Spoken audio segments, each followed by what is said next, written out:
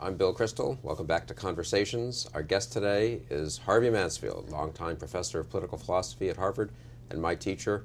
I'm thrilled to have him with us today. Harvey, why political philosophy? You've been teaching it for 50 years, but I think you started off intending to be a political scientist. Well, that's true. I went from political science to political philosophy at Harvard. As you mentioned, I went to Harvard. And I went to Harvard in a more significant way than most people because I never left Harvard. All the jokes about Harvard are about what happens to you after you leave Harvard.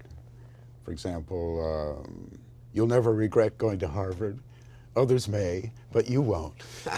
So I learned it there because I've always been there. And I started with this wonderful teacher, Sam Beer, who was a professor of comparative government. We studied especially political parties. And that was political science, which had a certain relationship to what was called political theory. They thought that, because Sam Beer was with others like him, that political science needed theoretical background or backing up or foundation underneath it. And the foundation that he went to, and others too at that time, was Max Weber.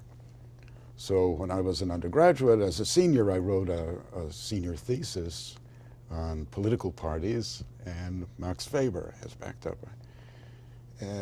But while I was doing so, I began to wonder. I was even turning to Hegel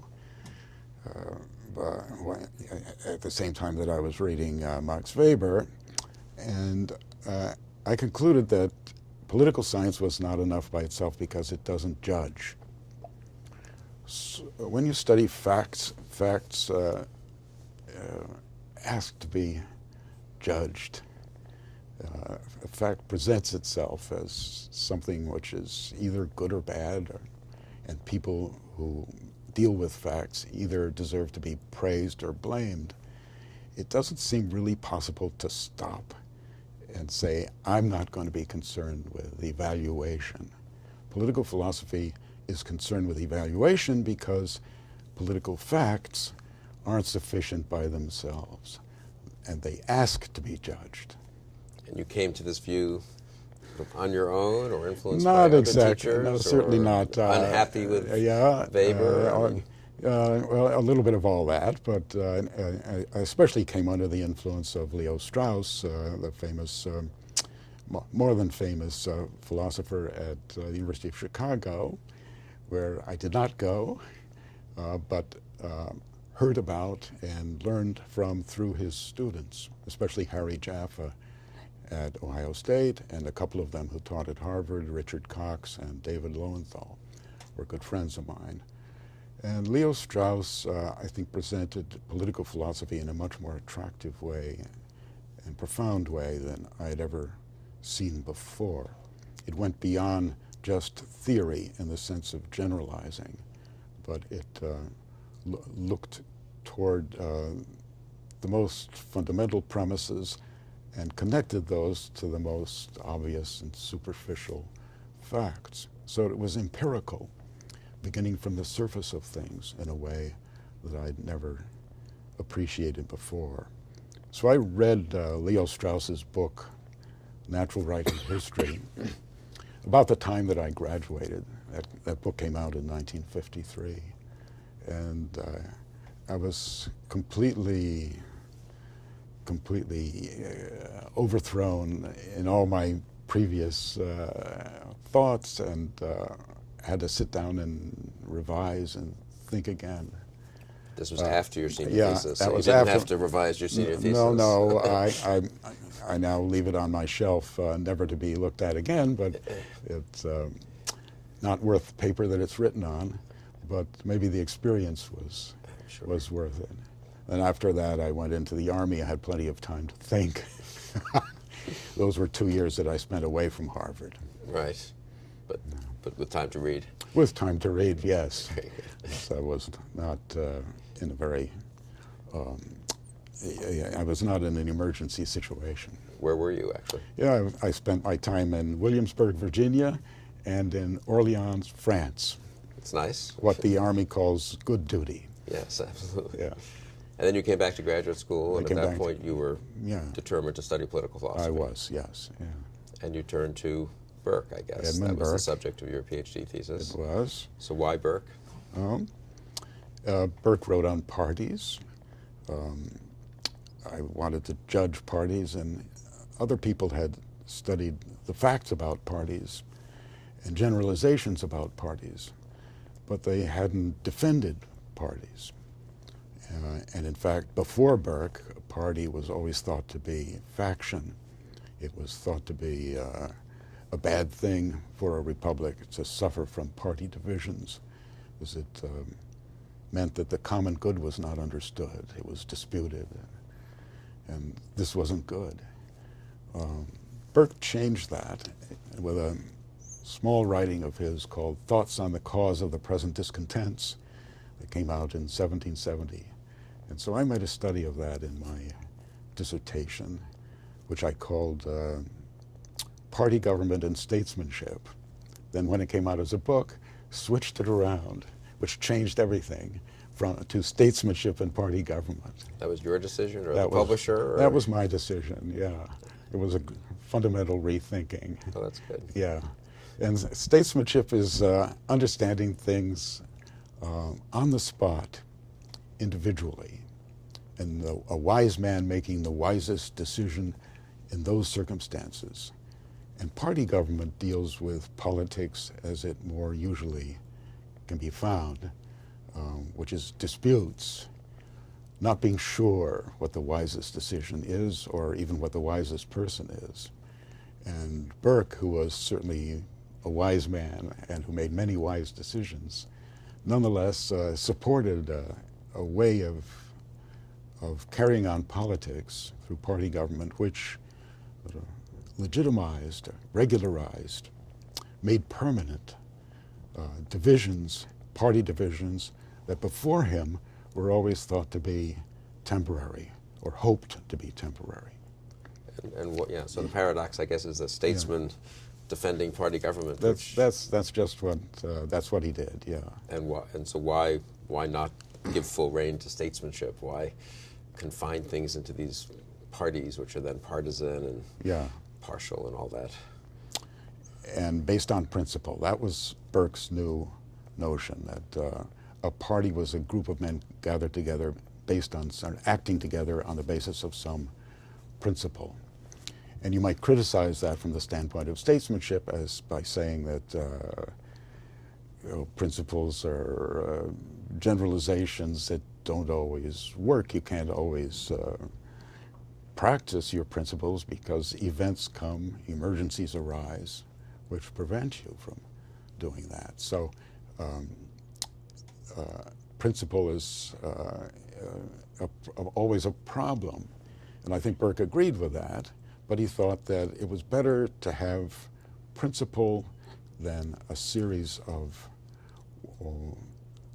wise decisions, each of them defensible on its own, but perhaps not coherent altogether. Because most wise men don't have the power to act on the basis of their wisdom. They have to persuade other people who are not so wise.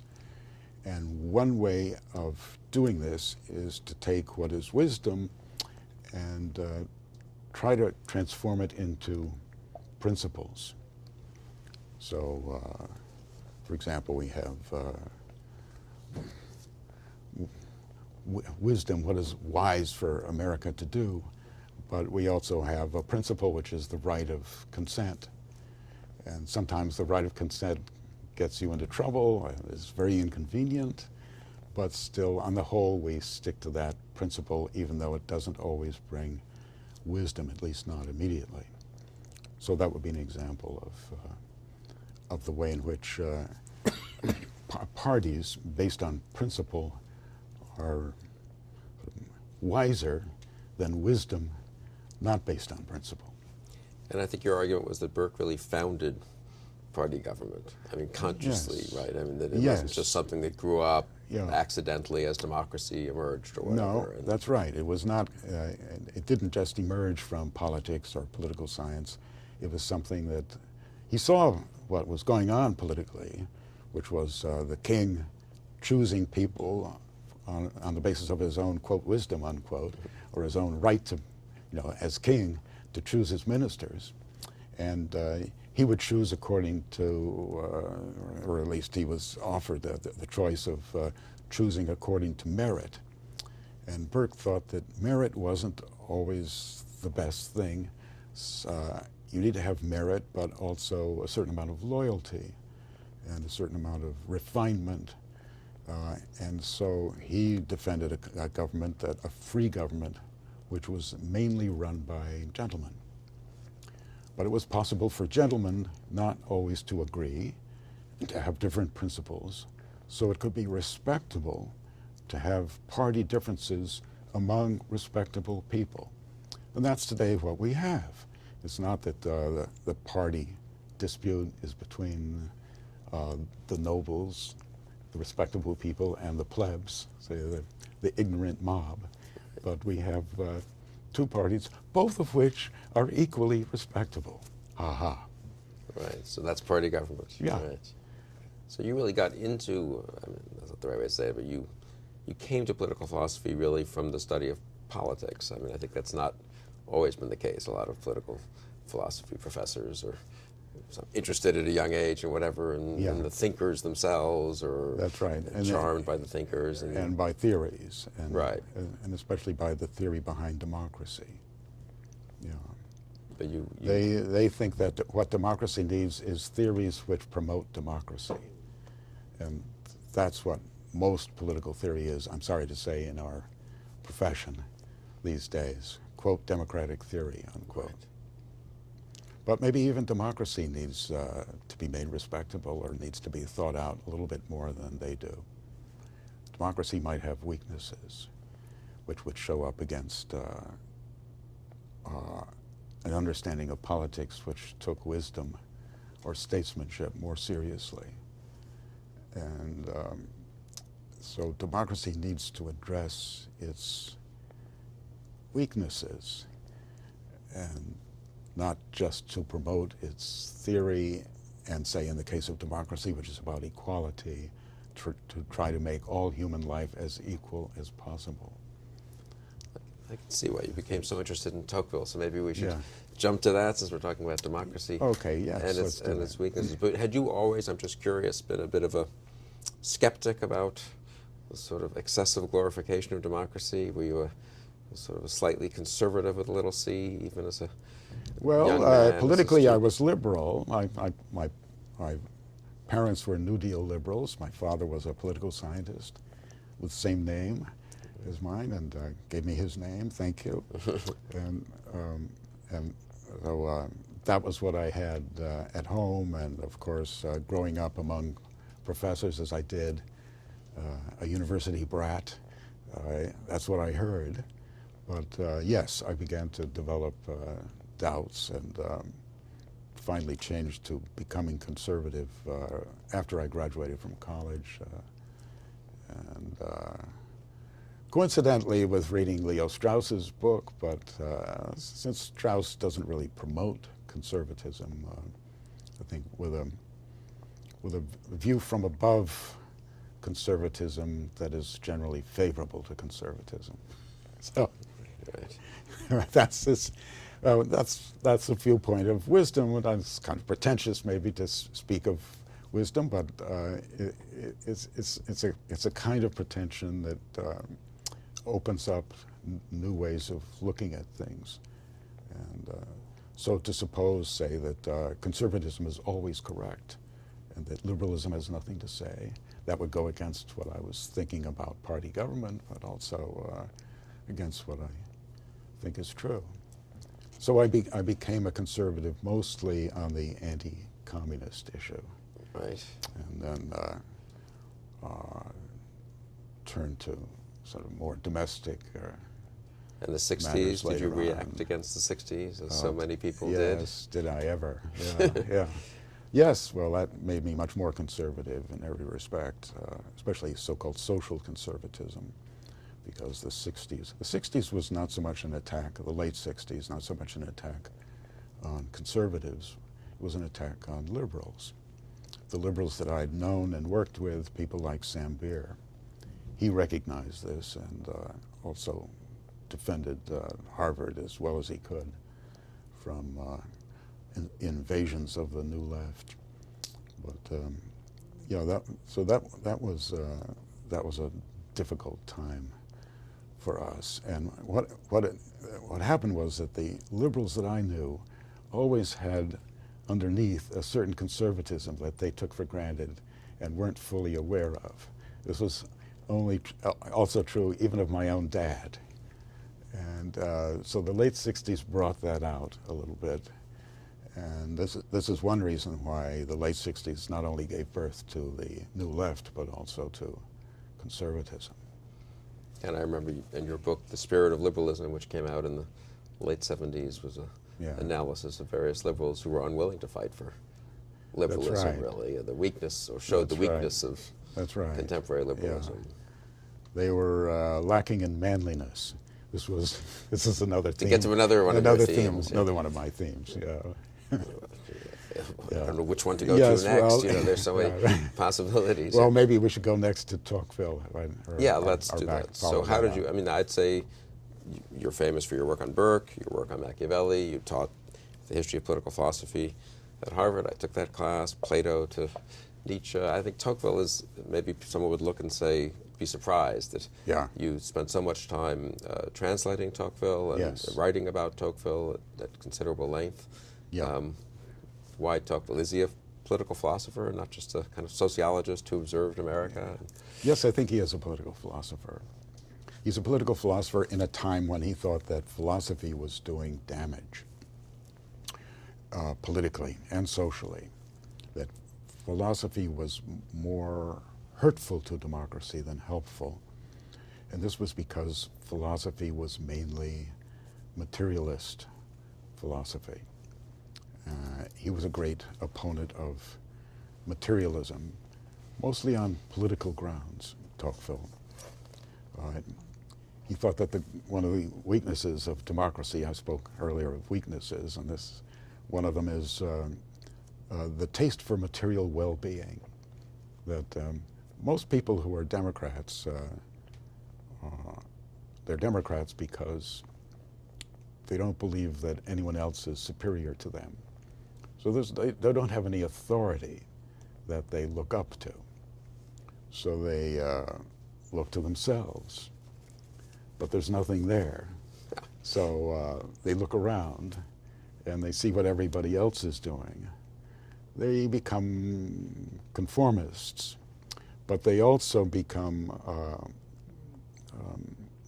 they endow themselves with a need for some immediate pleasures because or the ones off in the long term, they don't see or don't appreciate. It seems that you need to have some kind of authority or believe in some higher power, religion, God, or the good, to gear yourself towards what is in the future as opposed to right here.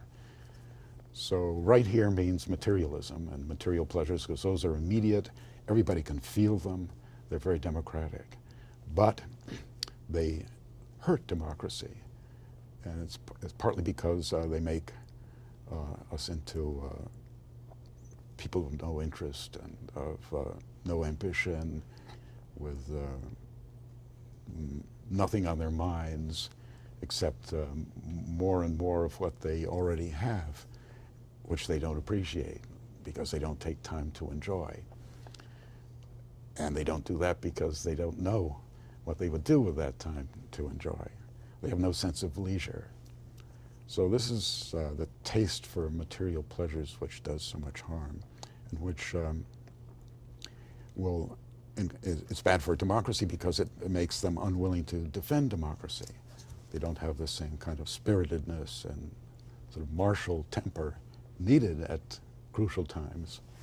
And they don't have the desire or interest in greatness which is what dignifies man, according to Tocqueville. But Tocqueville somehow doesn't present this argument directly. He doesn't lecture democracy. That's right. He does it in the That's right. He does. course of describing America. Yes, that's a good example of political science that is sort of brimming with potential political philosophy. And he left it at that because philosophy had been taken over by materialist philosophy. And so to appeal to his audience as being interested in philosophy wouldn't have worked, have been successful. It would have seemed undemocratic and condescending. And so he shows, but I think this was still a philosophical decision on his part, and based on his philosophical interest in the whole. He, throughout his book, his great book, Democracy in America, contrasts democracy with aristocracy. And you become much more aware of what democracy is when you see it in contrast to what it isn't, and which he supposes more or less factually to have been the case in the times before democracy, in the Middle Ages or the ancients. And aristocracy had its great defects too, but still it had its concern for greatness. And this is what you see in, if you can make that comparison, and what you don't see if you're merely a Democrat, looking at everything democratically, and not understanding that there is this whole other half to human nature and human experience. He presents that other half as sort of not practical in the modern world. That's you right. can't be an aristocrat. And always, Yes, yeah. seems to be part of the charm of studying political philosophy, when I took it with you, was you're exposed to these alternatives that are politically incorrect, to say the least, and challenging and eye-opening, whether it's Plato or Nietzsche or whatever. And Tocqueville seems to, I mean, in this respect, cut a little bit against that, the charm and awakening character of political philosophy by saying, well, we're all living in a democratic horizon. So, I mean, you think was that a reasonable decision of him to make? Yes, I mean, right. Yeah, that is a good criticism of Tocqueville. That yes, you wouldn't go into philosophy after you read him. But if you read him really carefully, as a philosopher would, or somebody who's interested in philosophy would, you would see that he does mention names like Pascal, Socrates, Plato. Yes, he criticizes them, but you might wonder, can it really be as ignorant as Tocqueville seems to say? No. And you look it up, and you'll also see that, or if you read his letters, you saw that he was interested in philosophy and went through a period of sort of religious or anti-religious awakening as an adolescent. I read books of materialism, obviously reacting against them as much as in their favor. But philosophy is not a theme, but it's present. So you do need to read other people besides Tocqueville. You need to read the other liberals that he was competing against. He was competing against Hobbes and Locke, who were, in their different ways, kinds of materialism, promoted kinds of materialism, but and who did this on the basis of a notion that all of us begin equal at the beginning. And this is a situation that they call the state of nature. So their liberalism was a kind of philosophical consequence of, or political consequence of this philosophical beginning, saying that human beings are all by themselves in a state of nature, whereas Hobbes said, nasty poor, solitary, nasty poor, brutish, and short. So they had these very bad beginnings. And it's a pre-social, pre-political beginning. But Tocqueville said, no, you must begin with politics as it is, and not as theorists imagine it to be.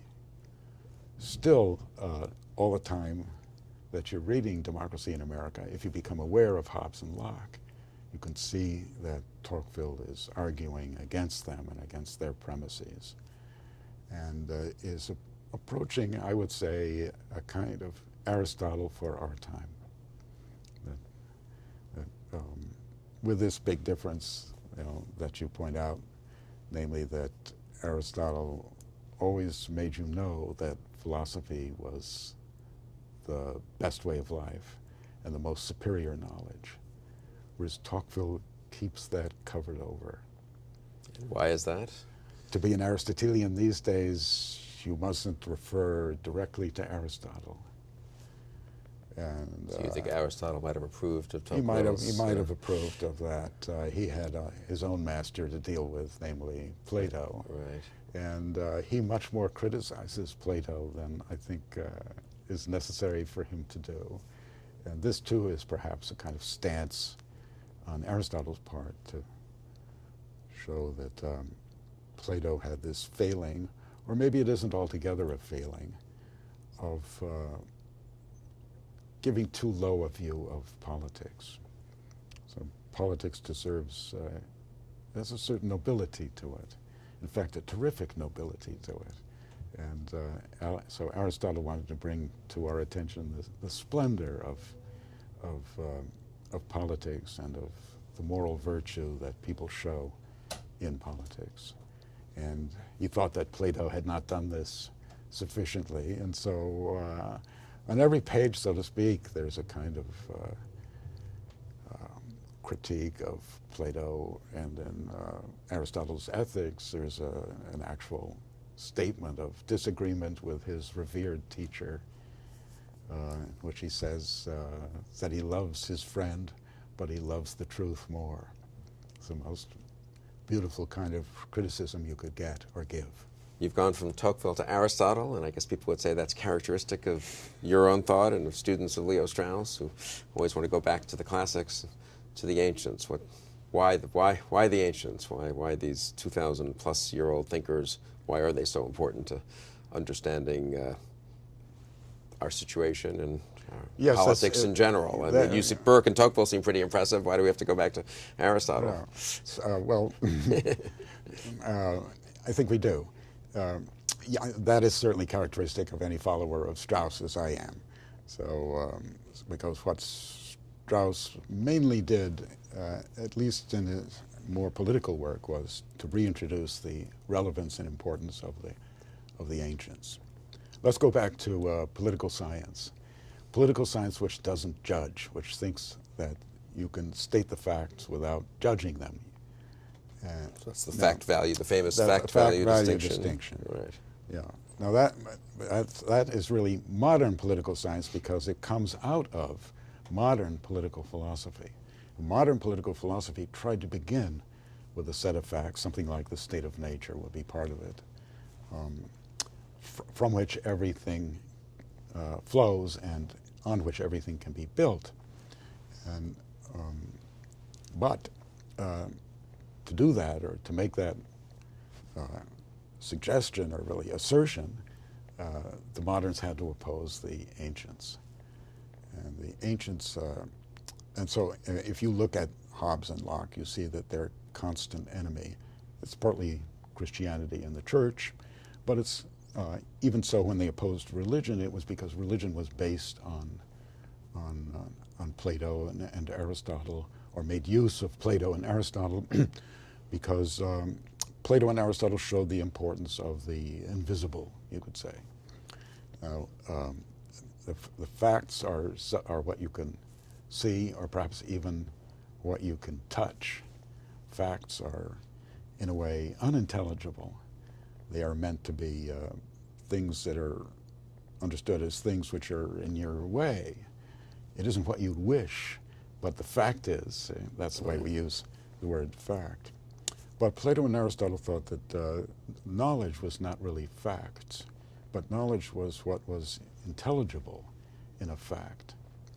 So I give this example from my father's time at Ohio State. Or he was on the faculty at Ohio State, and they used to have a joke that made the rounds of the faculty there, which went like this. Question, how many students are there at Ohio State? Answer, about 1 in 100. So In other words, the fact that there are 40, 50,000 students Right. who are students there because the registrar says they are, isn't really a fact if you want to get serious about what a student is. So if you want to get serious about human nature, you wouldn't just be concerned with the imagined fact that we would all be at each other's throats, but you would be looking at Which is the state of nature. the state of nature. You would be looking at human nature in greater complexity, and the fact that we have a nobility, an ability to rise above our situation, to rise above the facts in that brute and stubborn sense of the word. And that, I think, is what Plato and Aristotle have in common, and what they try to show and what they try to base their politics on. What is aspirational? Nowadays, people speak of what is aspirational, what we want or what we would love to have, the future that lies before us, we hope, things that we hope and change. So we change because we hope for something better. But modern political science doesn't have any understanding, really, of what it is, what the things are that we would aspire to. And it doesn't have any way of judging among them. And presumably Plato and Aristotle would give guidance as to what we should aspire to, not just That's right. not just before aspiration. That's generally. right. That's I mean, right. They do. They do. Using Tocqueville's distinction, what is democratic about us, what we share with all other human beings, or at least all other citizens in our country, as opposed to what is the reserve of a few, which the rest of us don't quite have, but perhaps can understand and even admire. So that's the 1 in 100 students as that's the opposed one to in the 100. 50,000 students. The real student is the 1 in 100. That's right. That's right. The real student is, and that's From the, Aristotelian That's right, from point of Aristotle's point of view, and that's the real fact of what a student is. See, rendering questionable the whole modern reliance on facts as brute or stubborn and unintelligible. No, it isn't unintelligible. Think about it. And this is so, Socrates always asked this question, what is?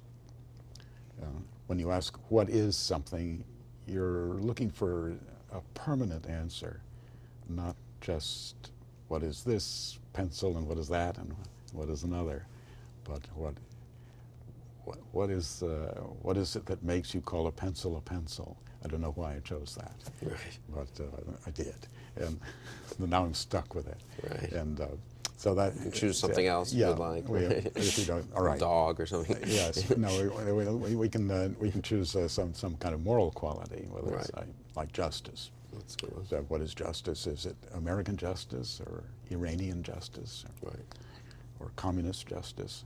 So there are all these different ways in which it appears, and nowadays the political scientist as such throws up his hand, not in despair, because he thinks that he has something that's interesting to say, even if he doesn't know that, though he doesn't. So what is justice in itself? And that is what is it that makes it intelligible to call all these kinds of justice justice? So maybe those kinds of justice which you see aren't as complete or perfect as the justice which you can imagine or define in words.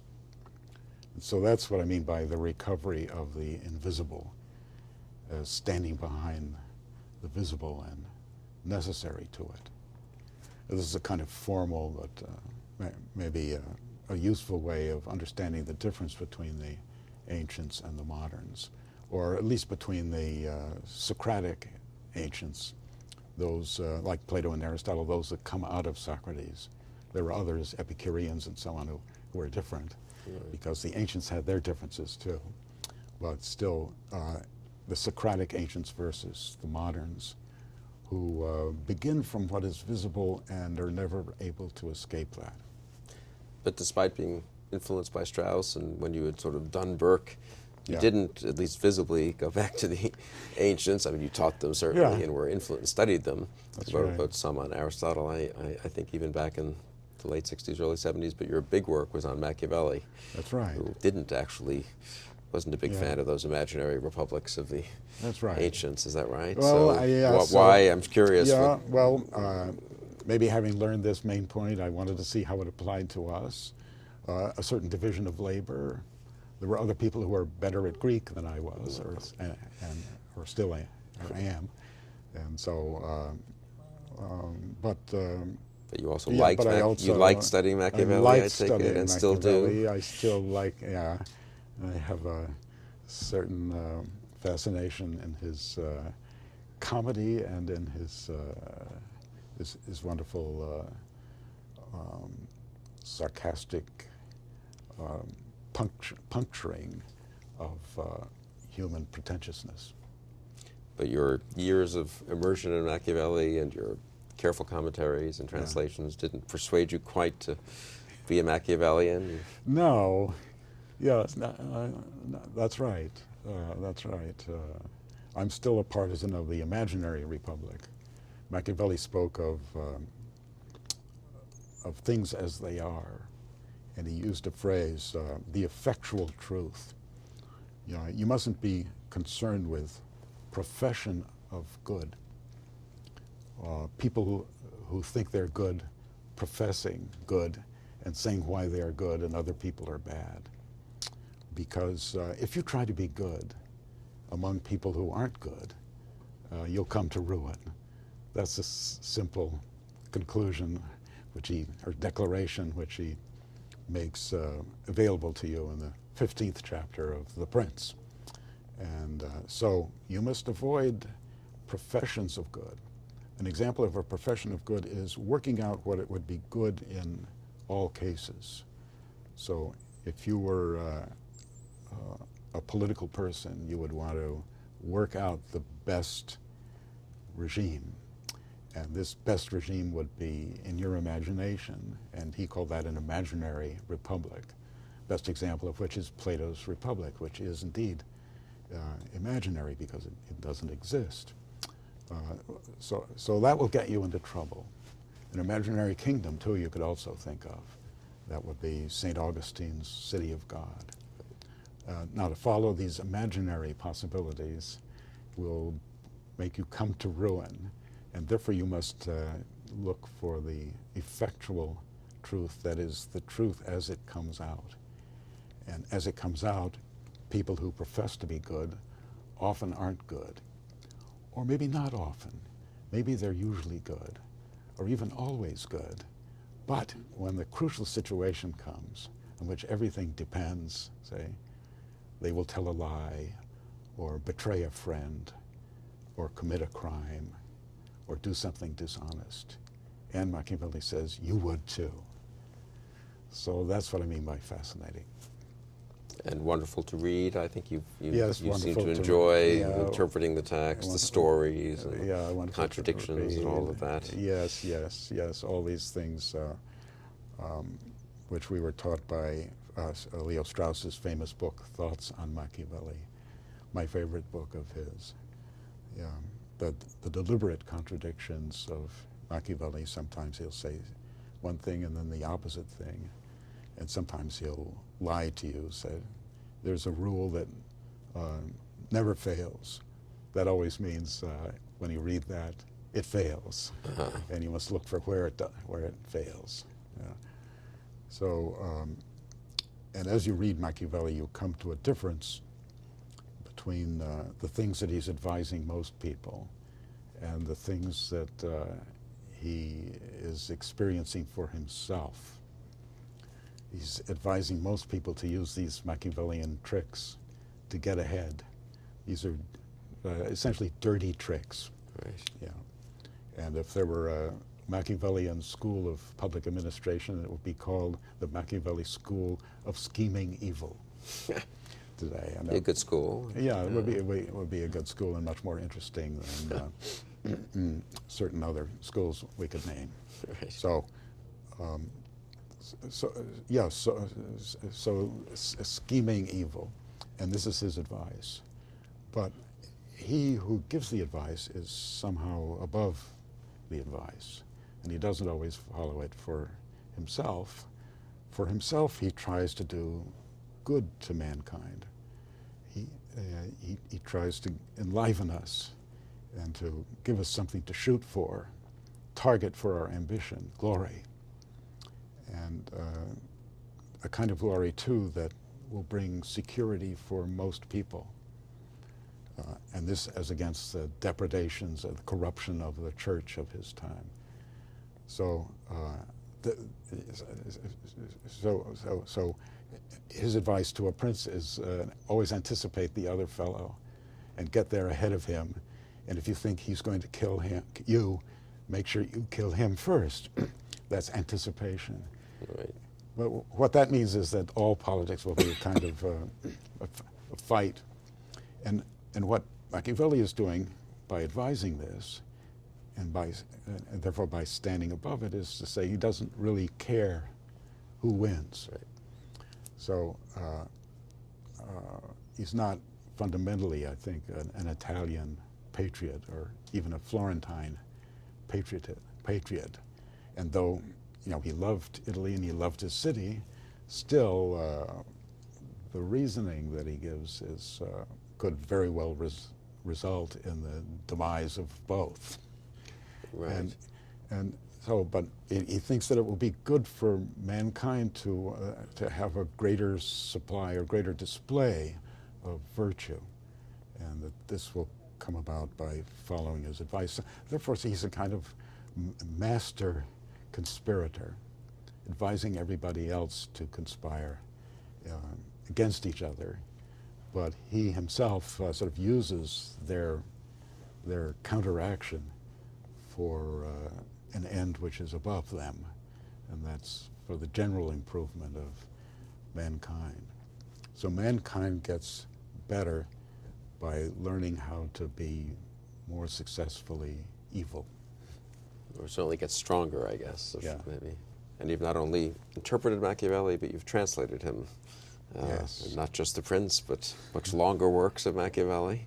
Yes. Florentine Histories and the Discourses, right? So right. Why? And you've also translated Tocqueville. Yeah. So that people might think that's a little unusual to spend all that time translating texts. Yeah. Do you learn from doing Well, it? as a teacher, you find out just how bad the translations are. They are so unliteral. They depart so far from the original that when teaching them, I found I had to inform the students of the mistranslations that they were dealing with. And so that was one point. Another point is that when you translate something, you become very closely acquainted with the text in a way that otherwise you don't. You sort of adopt it. It becomes yours. Machiavelli is your Machiavelli because you see how much he is so often misinterpreted, or what is often so easily forgotten about him. And so it's a way of learning as well as a way of teaching. So when I went into translating Machiavelli, it was accidentally through a proposal of a friend of mine, Edward Banfield. And his wife is Italian, and his wife had been looking for something to translate, and he said, well, my wife would like to translate Machiavelli, and I said, well, let's do the Florentine Histories. That's Machiavelli's longest work, and it's about parties, so that interested me for sure. And so we worked our way through that and handed it in to my publisher, University of Chicago Press, and they said, well, thanks, but we don't think it'll sell. So, and I thought, what will sell is The Prince, much shorter. So I did that by myself, and by the time I finished, I did that by myself in order to get the first one published. Right. By the time I finished, I was enthusiastic, and then turned to doing the Discourses on Livy, which is also a long work, and which I did with my friend and former student Nathan Tarkoff at Chicago. very much enjoying the collaboration with him. And then later on I had a collaboration with my late wife, Delba Winthrop, in translating Tocqueville's Democracy in America. That was an interesting experience because it was man and wife, and we were both worried that it might become a little bit acerbic on occasion if we disagreed. And so we did it. But knowing Delba, she just yielded to you without any objection, I'm sure. Yeah, that's right. That's what you've got her nature exactly right. Yeah, that's right. No, so we worked independently, and we would write each other notes, and in order to reduce to a minimum the actual face time of arguing. So, and anyway, so that was that's been my translation. I think it was Cervantes who said that translating a text is like putting on a coat inside out. That it's there are all these threads hanging down, and so it's something which is in its nature imperfect. This goes a little bit against what I was saying before, that all the translations were. I was blaming them for being imperfect. Right. But so the ideal of translation, which would be a one-to-one correspondence in Italian and in English, or in French and in English, is not one-to-one correspondence of key terms or all terms, I suppose. That's right. Yeah. So that's not really possible. You're dealing in the realm of imperfection, but there's such a thing as perfecting imperfection. Right. That's a very modern. But I assume you would still tell students to read the original, of course. Yes. Serious of course students would learn the relevant languages. Yes. Yeah. Which they still do. It's still necessary. Yeah. I think I said once at the end of my introduction to the translation of the Prince, I said, if you don't like this translation, try your own. If you do like it, learn to read Italian. Right. So that's translating. Translating is also a tribute to the greatness of the great books. Right.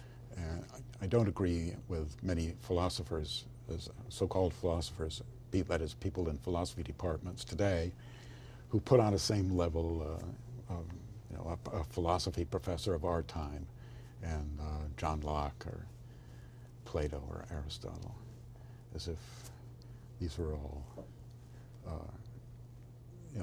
on the level of themselves. Right. That's a kind of dragging down of the great to the not so great. And when you teach a famous course at Harvard, when I took it, it was called 106 Government 106A and 106B, and then there was course number inflation, and so now it's Government 1060, 1061, That's Ancients, right. and then modern, Ancient and Medievals, I guess, and modern. Yes. And how, I'm just curious, over the years, are there some you've grown more fond of, some you've decided to be less? Who do you really look forward to teaching again or rereading? Oh, you mean the great great thinkers that I treat in that course? Yeah. By the way, that's a department course, and it isn't my private property. Well, that's fair. You only teach it every other year. And actually, it's the oldest course in our department. It began with Charles McIlwain at the beginning of the 20th century, and then has a kind of history to it. And so I've taught it every other year, and my friends, the liberals, take over when I'm not there. And they still teach similar. They teach it syllabus, similarly, yeah. So it's still the same course, really. Well, so they have different choices from mine. They do John Stuart Mill. I don't. I've never regretted that. But I don't know. I spend the most time on Machiavelli because he begins it all. Modern political philosophy, the modern part. This is the modern part that is in the spring term. And then Hobbes, and then I spend less time on the rest, who are, again, they're followers. So you really do believe that argument that Machiavelli foundered modern Was a thought founder, or even modernity. Was a founder of modernity, yes, I do. And most of it is somehow there in Machiavelli. I think that's right. I think that's right. Modernity, what is that? Novelty. The love of novelty and the promotion of novelty. The notion that nothing is stable, that you always have to look for what's coming next. Hence, the authority of today. Today we believe this. That's always in contrast to yesterday. We believe something else which was inferior to today. There's a notion of progress there. The new is good because it brings better. And it's also goes against the notion of permanence, or knowledge as permanent knowledge, or knowledge of the eternal. Science consists of the current findings of scientists. And so science becomes more and more a kind of congregation of scientists. It's the agreement of, say, climate scientists as to what's happening with our climate. Is it warming or not? And it isn't the discovery of the intelligible things which are only intelligible because they are permanent and never change. So all this, I think, is modernity, and you can put it under the three-letter word new, and that comes from Machiavelli. The new prince is the essential prince. So then a republic can only survive by always doing new things, expanding and reordering itself. Those are the foreign policy imperative and the domestic policy imperative. So newness. So Machiavelli, though apparently only or primarily about politics, is about more than politics. And not about science, because he doesn't mention modern science. Galileo comes later and so on. But still, I think he has the basic premises of scientific knowledge, as I just tried to explain. And he thinks that what is permanent is always, and especially about human beings, is always impermanent. That's a kind of paradox, but right. Let him explain that. Right. Yeah. And of the ancients, who do you look forward to most revisiting every 2 years? Plato, Aristotle? Well, yeah, Plato has this wonderful attractiveness. Everything is so present, so immediate. Philosophy is something you can do right now. And it's concerned with what is the good life, what you should do with your life. This is always very attractive to me, as well as to students who are in a period of 4 years while they're at Harvard or wherever, in which they are sort of just become free of their parents and before they take on the burdens and the obligations of careers and marriage and so on. So they're in this wonderful 4-year period in which they're able to think independently and freely, and Plato can't be improved on for that. Aristotle, however, I like for his wisdom and for his sensibleness, his concern with and his interpretation of common sense, how he takes the things that we know and shows how valuable they are.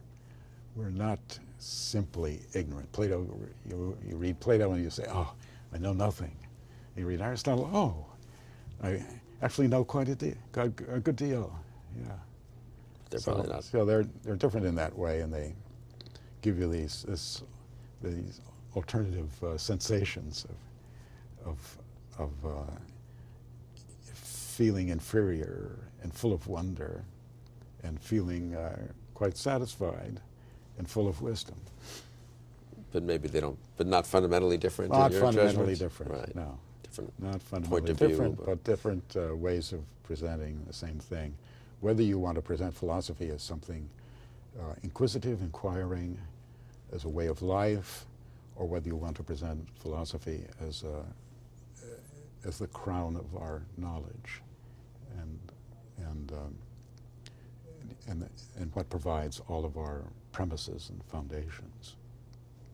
So Plato, you could say, invented dialectic philosophy, and Aristotle invented all these sciences: ethics, politics, economics, physics, these metaphysics. These are all sciences that he invented. And the students, you mentioned them. You've been teaching them for over Yes. 50 years. I Over mean, 50 fundamentally years, that's right. changed or not No, fundamentally? I would say not. Is that right? Yeah. Despite everything? Yeah, despite and everything, despite all the changes in composition and the political changes, even under political correctness, the students may be fewer of them, but they're just as good and just as interested and just as valuable. And political correctness is bad because it stifles thought, or good because it is so ridiculous that the intelligent students rebel against it? Yeah, well, a friend of mine says that political correctness is a great gift for comedians. You're right. And you see that on TV, South Park, for example. Right. Yeah, but and elsewhere. Yeah, but it's a real devil in the universities, because it really does stifle inventive questioning and gives you a false sense of complacent superiority, which is in a profound way absolutely disgusting to behold. So about 7 years ago, in 2006, you published a book, Manliness, that you surely knew would cause a ruckus and be denounced. And why the book? Why the topic? What? Manliness I define as taking charge in a risky situation. There's more to it than that, but I think there are some people who are good at that and who reach out for it and whose lives would not be complete without doing it, and others who don't and who fear it and rather seek security than risk. So facing risk in a risky situation. And what I wrote was a modest defense of manliness. The emphasis on modest, because manliness can be bad as well as good. Not everyone who takes risks deserves to have them turn out right. So manliness is, I think, responsible for a lot of evil. You could say that terrorists are manly. They're willing to risk their lives and actually give their lives for a principle they believe in or a point they believe in. And but on the other hand, the only way that terrorists can be dealt with is through the manliness of non-terrorists, or people who are against terrorism, like the Navy SEALs that killed Osama bin Laden. So, in other words, manliness has to be the cure for the evils of manliness. And there is something inevitable about it. There are people who are that way, and there's no getting around that. So either you give them some useful employment and arrange societies so that they have something to be manly about, or you leave it unemployed, which I fear is the situation often today, and their manliness then looks to outlets which are not for the common good. So in a way, this connects to what I was saying about Machiavelli, because Machiavelli thought that his time was characterized by what he called ambitious idleness. Right. In other words, there were a lot of talented Italians or people elsewhere too who had no employment and whose talents were not used. And maybe it's more than talent, it's also their spirit, their spiritedness. So manliness is not always a virtue. It's a kind of human quality which can be made into a virtue. You can see it at a low level when it's the manliness of a thug or a terrorist, which is simply gut courage. But it's at a higher level when one wants to speak of a gentleman or a lady. We have to get to the sex difference. Yeah, A gentleman or a lady who is refined and doesn't seek to make a manly occasion out of everyday events in life, but has some control, some moderation. And then to the highest instance of manliness, which is the manliness of a philosopher, the willingness to challenge accepted beliefs, and that I think takes a lot of guts but in a kind of paradoxical sense, because most manly men don't think much about what it is they're defending or the principle that they're actually working for. Principle is not something that's at the forefront of their minds when they're being manly. It's just, in fact, it's almost an instinctive reaction, only habitual at this, maybe at the level of a gentleman, but usually instinctual and not based on much thinking. And manly men would assume that they have a place in the world, and what their place is to make a place for manliness, because manliness as a defense or as being in charge of risk presupposes, you could say, an environment, an atmosphere, a universe even, that is full of risk or is chaotic. So the manly man takes it upon himself to take charge of this whole chaotic mess and to make sense of it. And that would be a way in which one could philosophically understand manliness and the requirements of manliness. And so your thought was not simply that we, as a society, don't value manliness enough, but that we don't understand it somehow psychologically as part of human nature. I mean, that was... I think that's right. Now, feminism values manliness. Because feminism wants women to take occupations once taken by men, therefore in combat, soldiers and politics. These are manly professions, traditionally confined to men because they were thought to require the courage to face risk, and that women didn't have this or didn't have it to the same extent as men. So the feminists made a kind of manly attack on the manly premise that one sex had more of it than the other. And they asserted the equality of the sexes pretty much in everything that matters. And you agree with that? And no.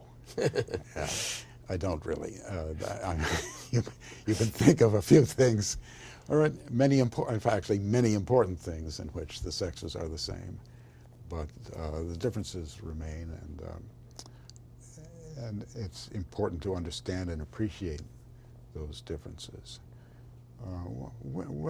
Aristotle said that women find it easier to be moderate and men find it easier to be courageous. And I think that's a good way to put it, because it shows that each sex has its virtue. And so to say that women aren't as manly as men still leaves them to be more womanly than men, and that's a good thing. And it leaves a few individual women to be manly and yes, a few individual men to be That's right. Everybody knows that there are hard women and soft men, but that doesn't, I think, challenge the distinction, which is never perfect or universal in questions of human action and human life. Our nature is never such that it completely takes us over and forces us, compels us to be the way that we are. We do have the ability to reflect and sometimes to resist our nature. And this is the basis of what you might call human nobility, that we are not satisfied simply with what we are given from nature, but we can rebel against it. And so a woman can rebel against her sort of womanly nature, as we see is happening, because human beings have this flexibility in their nature, and it's also the case that a woman can rise to the occasion. I think of the movie High Noon, at the end of which Grace Kelly, this beautiful Quaker lady, saves her man by shooting a man who was about to shoot him. Right. So despite her reluctance or her disgust, really, and I think actually women are perhaps better at doing this than men are. Women are more versatile than men are. That's an advantage, but men are more single-minded than women, which is also an advantage. That's an example of the way I would think about the sex differences. So when I wrote this book, I was attacked by the feminists because I was showing, they thought, which is correctly, that women aren't as good at doing the things that men do as men are.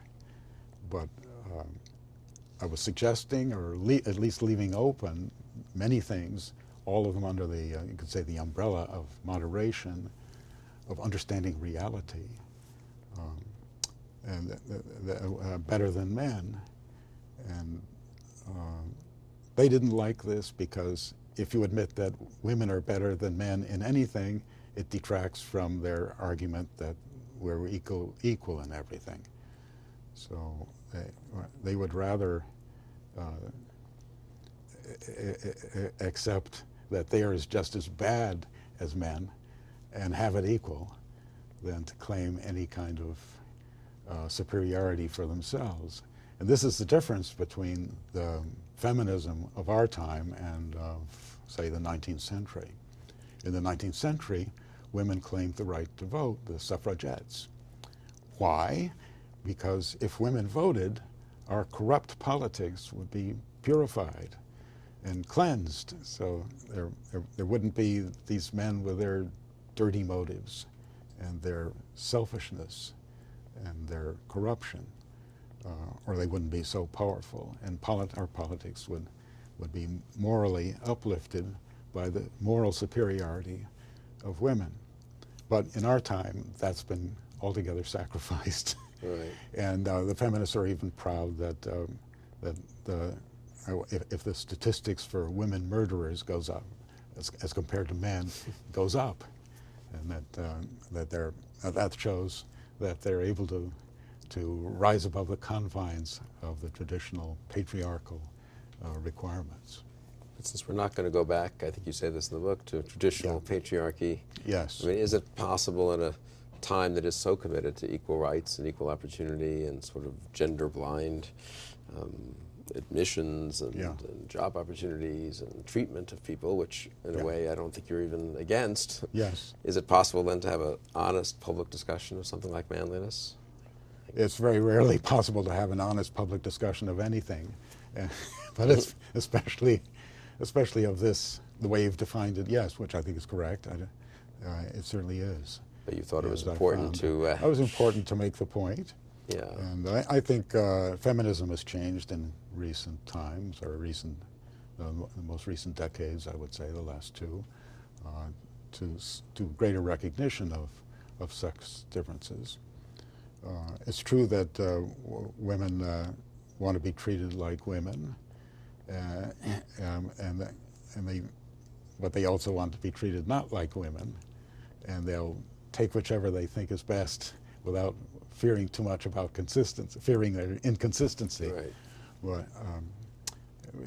But still, that's very human, and they are admitting. I think women are admitting now that beginning to come to grips with the fact that they aren't the same as men. Isn't there a way of being equal without being the same?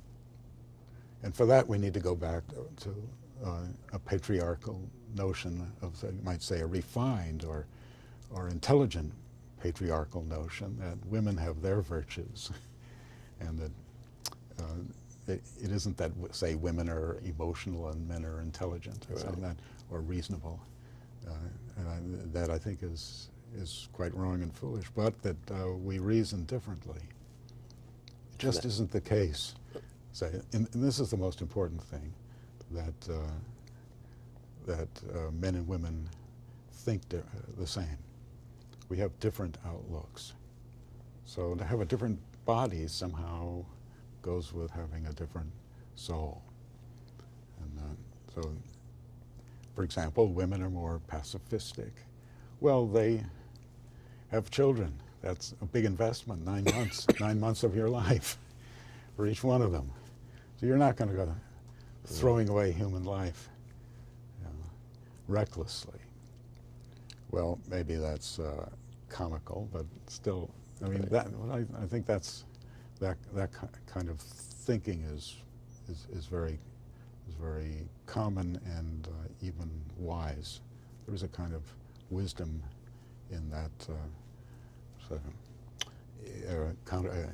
correspondence of roles and ways of thinking.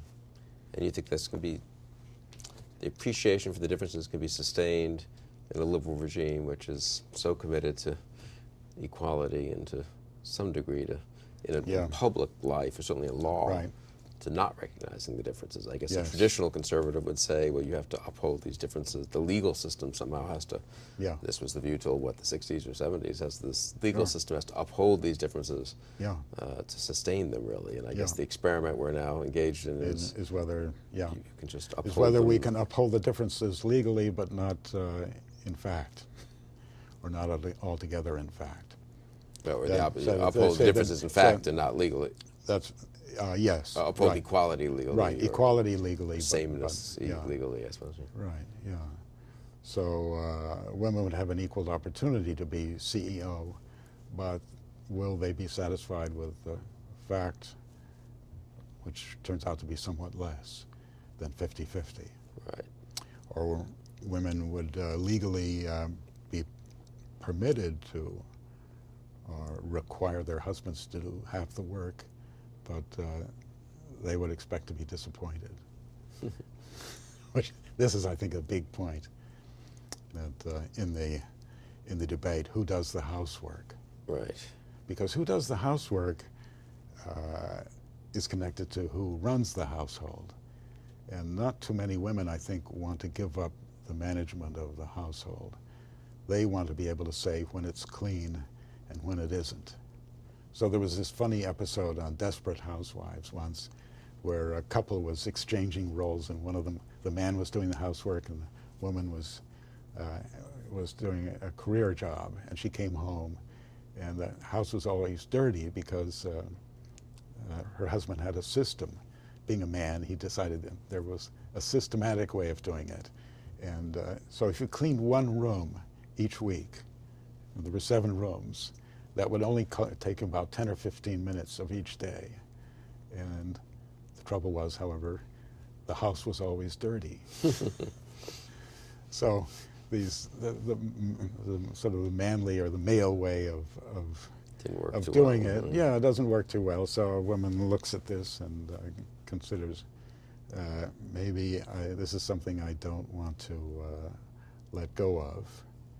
And it's good to have a slave to do 1/3 of the toughest and most menial jobs, carrying trash and so on. But for those that require science, like dealing with the children and cooking, I'd better do it myself. That's the woman. That's the woman speaking. Yeah. That's a woman speaking. And of you course, think this is yeah. possible? I mean, this isn't just nostalgia for I do. a long ago time. Yeah, I do. This is actually possible in 21st century America. Yeah, I'm putting my bet on the intelligence of women. I guess ultimately to see what is in their interest, as opposed to what their principle seems to require of them. Let me ask actually a broader question following from that, which is I said half in jest, usually you're not simply nostalgic, but it does seem to be your writing about America in general and about political philosophy is not in the spirit of nostalgia or yearning for a day that could never come back. In this respect, it's maybe more in the spirit of Tocqueville, of looking at the current situation and figuring out what can and can't be done. Is that fair? And are you, that is fair. You feel that that's the right approach to take? I mean, and the way to begin taking that approach is to read Tocqueville. Right. That's because he does just what you said.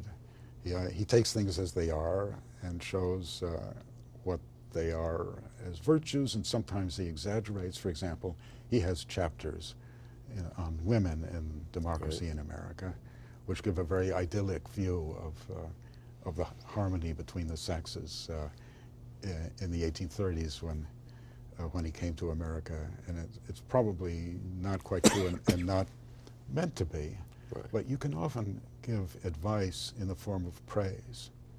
If you praise someone who's very messy and you say, oh my, how clean that suit is, and so, he might say, gee, it's not very clean. I wonder if he was telling me something. So that's a nice way sometimes of, or praising a certain policy as having been taken when it hasn't actually been taken, but should have been. Right. So you can find virtue in the actual as a way of changing the actual, as a way of reform, and not of nostalgia. And you're not particularly, unlike so many conservatives, both in general in the last 10, 20, 30 years, and in particular in the last few years, you're not wildly pessimistic about I'm not wildly America, pessimistic. the university, the culture, all these things. I mean, yes, I keep hoping and and looking carefully for things that are worth hoping for. It's true I have greater hopes for America than for the universities.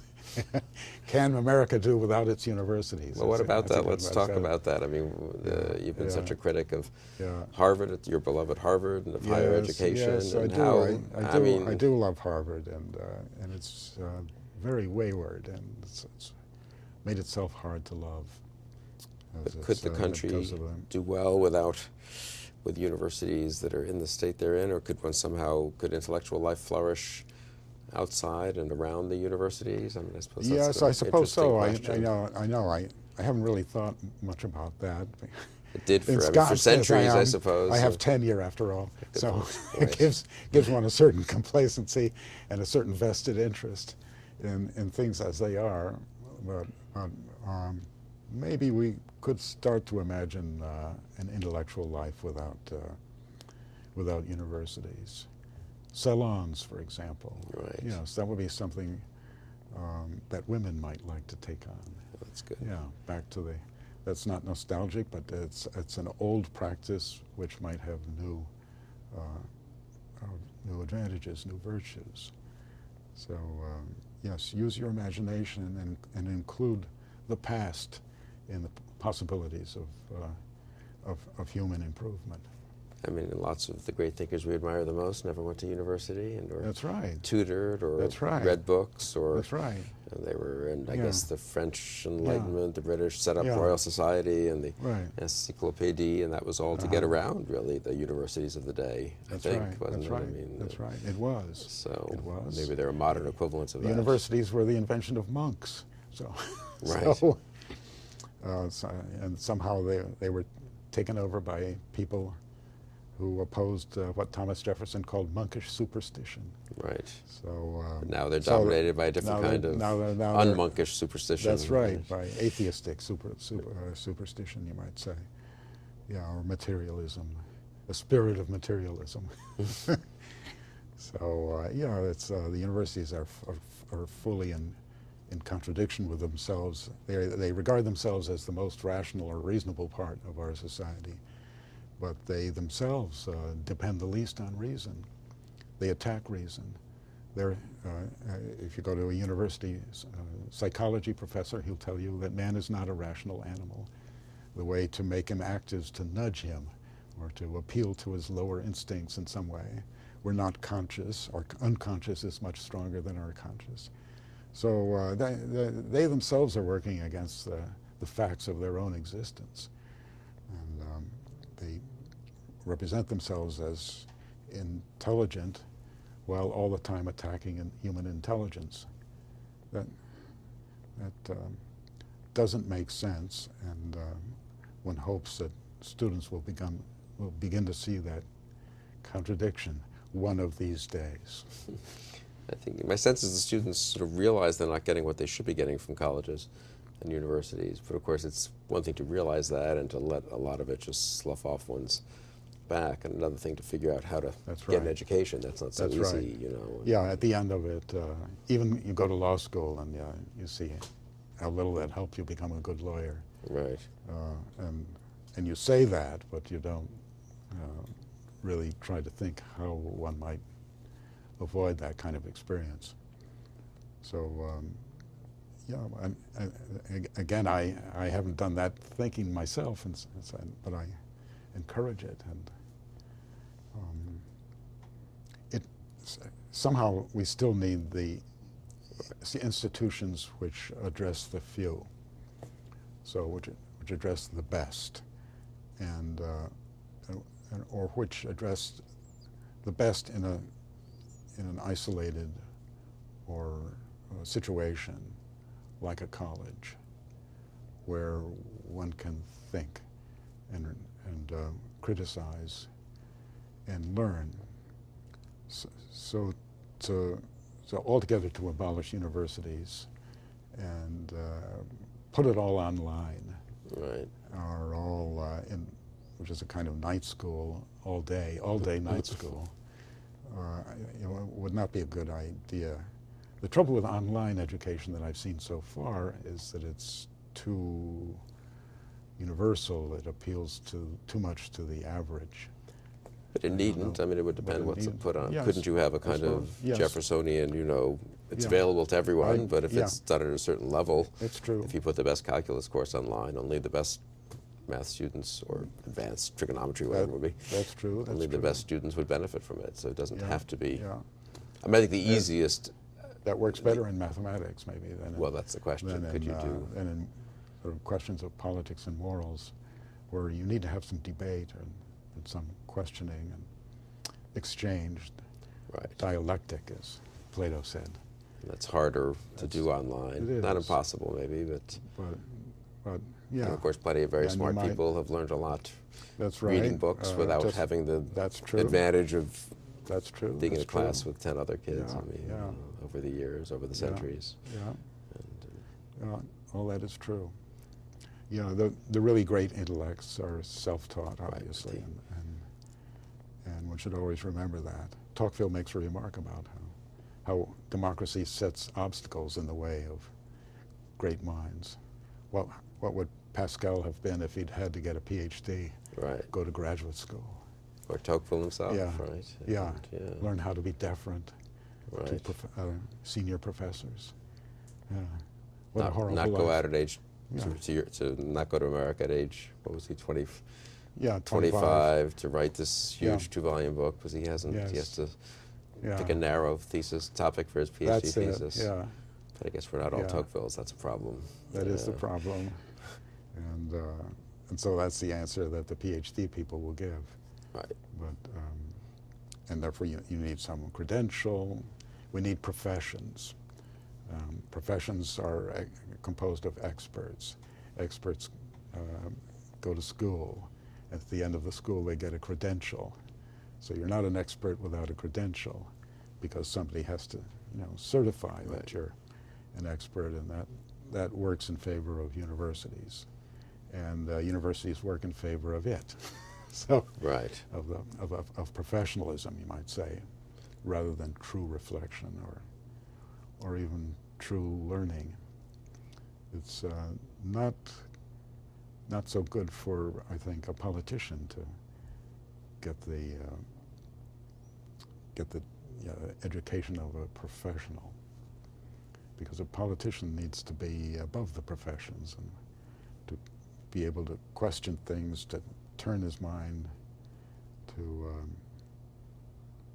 pivot, as we say now. Right. Yes, you take up a stance and then you pivot, because the threat is somewhere suddenly from your flank or the rear. So professionals can't do that. They're taught not to do that. Right. They're taught to use rules. So our universities teach rules. That's maybe their great fault.